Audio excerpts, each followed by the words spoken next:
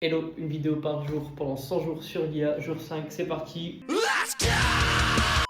Bref, aujourd'hui je vais répondre à un truc qui est très sérieux. Bref, aujourd'hui on va parler de la pire IA, d'accord? On va pas faire plus simple, on va parler de la pire IA. Alors on entend souvent sur internet des gens qui connaissent pas vraiment l'IA, qui disent ChatGPT c'est nul, Gemini c'est nul, Mistral c'est nul, Claude c'est nul. Bref, prenez n'importe quel nom d'IA et ils rajoutent c'est nul juste après. En réalité ça peut être vrai mais c'est surtout faux. Parce qu'en fait, toutes les IA elles font plus ou moins la même chose. En fait, ce qui dépend surtout c'est le contexte dans lequel tu utilises ton IA. Si par exemple tu cherches une IA pour brancher directement à ton Gmail, Google Calendar ou ce genre de choses, alors utiliser Gemini c'est beaucoup plus simple à mettre en place. Par contre, si tu veux un truc qui soit beaucoup plus qualitatif au niveau des rédactions, des rapports, ce genre de choses, alors tu vas utiliser Claude. Et si tu as un usage quotidien qui est plus basique, alors tu peux utiliser ChatGPT. Mais tu peux quand même utiliser ChatGPT pour des trucs qui sont beaucoup plus pro. Alors non, la pire IA, elle n'existe pas, du moins elle se trouve pas dans ChatGPT, Gemini, Claude, DeepSeek, etc., etc.